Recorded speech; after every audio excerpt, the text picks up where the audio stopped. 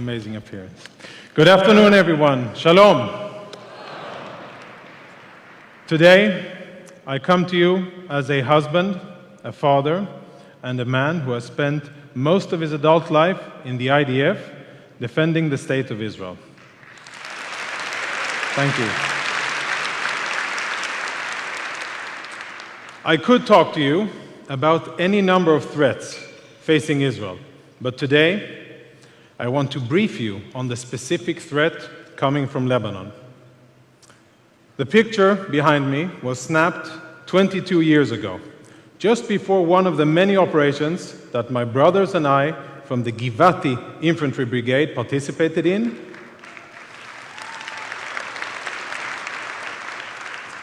Against Hezbollah in Lebanon. I remember my commanders briefing us before embarking on these operations. I was told the following: the Hezbollah terrorists that you are about to look for will be hiding in the homes of Lebanese civilians. 17 years later, I became the first Israeli officer ever to serve in the UN peacekeeping operations. It was an honor.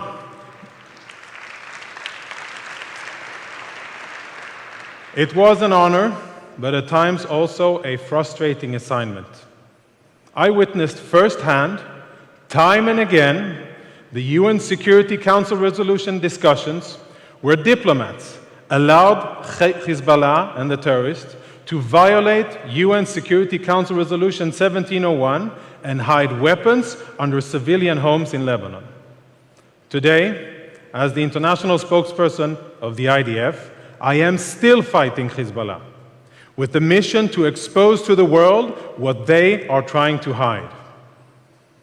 A little over a year ago, we launched Operation Northern Shield, the culmination of years of intelligence gathering. The aim of the operation was to expose and destroy Hezbollah's cross-border attack tunnels dug from civilian areas in Lebanon into Israel.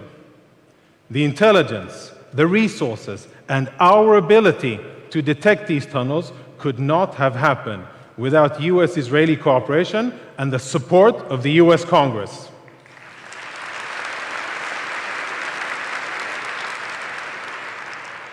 Now, these tunnels were meant to be the surprise component of Hezbollah's plan to conquer the Galilee by providing underground paths for hundreds of elite terrorists from Lebanon to get inside Israel with the aim of killing Israeli civilians and abducting Israeli soldiers. Thanks to the efforts of our soldiers, over the course of a month and a half, we exposed and destroyed 6 Hezbollah attack tunnels.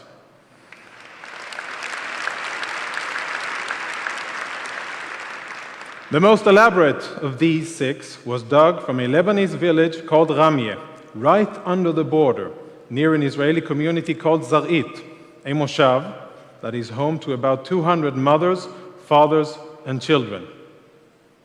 220 feet deep, a mile long, the tunnel was fully equipped with electricity, with ventilation, and communication systems. It even had a winch and rail system to facilitate faster digging far from Lebanese territory towards Israel.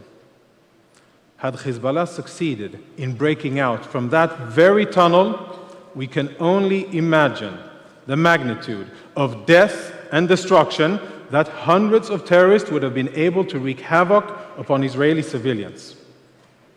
We estimate that each tunnel took about 4 years to dig and cost Hezbollah an average of $5 million US.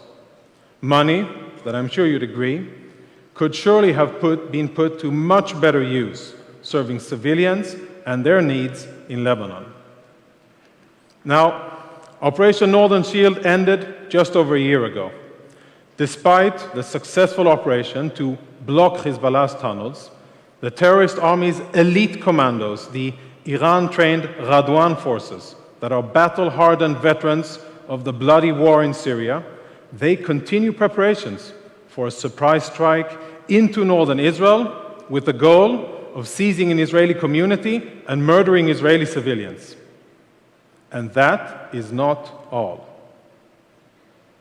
As we're speaking, Hezbollah is acquiring game-changing weapons which only select militaries possess, aiming to be the first terror organization in the world to hold such capabilities. Since 2013, Hezbollah, acting as Iran's proxy, has dedicated its efforts to get their hands on precision-guided missiles, or PGM capabilities. A precision-guided missile, it's essentially a smart rocket, whereas traditional, unguided rockets are typically fired in large numbers and in a general direction of a target zone, with many doing limited damage as a result.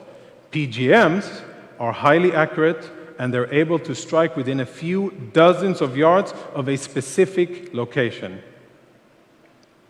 Hezbollah has already identified and declared which targets they intend to strike in Israel. They include the port of Ashdod, the ammonium tank in the port of Haifa, the Knesset in Jerusalem, the Azrieli Towers in Tel Aviv, and the runway of the Ben Gurion Airport. Now, there's also good news. PGMs are expensive, they're hard to produce, and they're sophisticated. While Hezbollah possesses a massive arsenal of regular rockets, estimated at around 130,000, it has yet to achieve the capability to mass produce these PGMs. But they are close. For 5 years, Israel chose to work through the diplomatic and political channels. Then, in September 2018, Israel exposed 3 PGM manufacturing facilities in the heart of the Lebanese capital of Beirut, all within a mile of the Rafik Hariri International Airport. Each of these facilities was embedded in dense civilian areas, and all 3 of them putting the population of the city of Beirut in harm's way. It is now the task of the IDF to bring Hezbollah's PGM program to the attention of the world. A few months ago, we exposed another Hezbollah missile factory. This one, north of a village called Nabi Shit, just east of the Bekaa Valley. What this newly released aerial footage reveals is what used to be a top-secret Hezbollah PGM manufacturing site. Almost immediately after we exposed it, Hezbollah started evacuating the site, probably in fear of an imminent attack. They are right to fear that.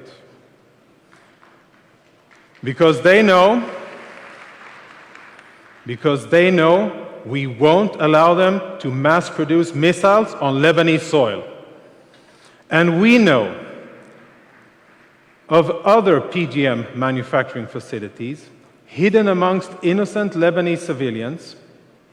And I'll tell you, we, the IDF, will deal with these sites in due time.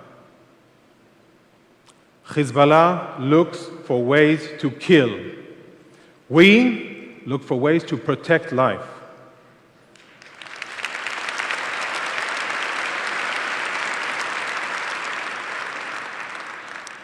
We have never sought war.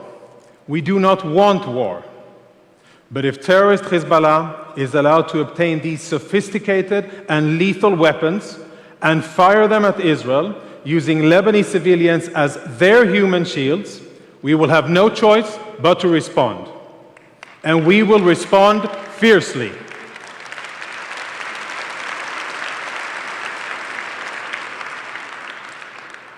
We rely on our soldiers, our sons and daughters, to dutifully guard our borders. And thanks to your efforts, everybody in this room, thanks to your efforts, we know we can continue to rely on the friendship and the support of the United States of America.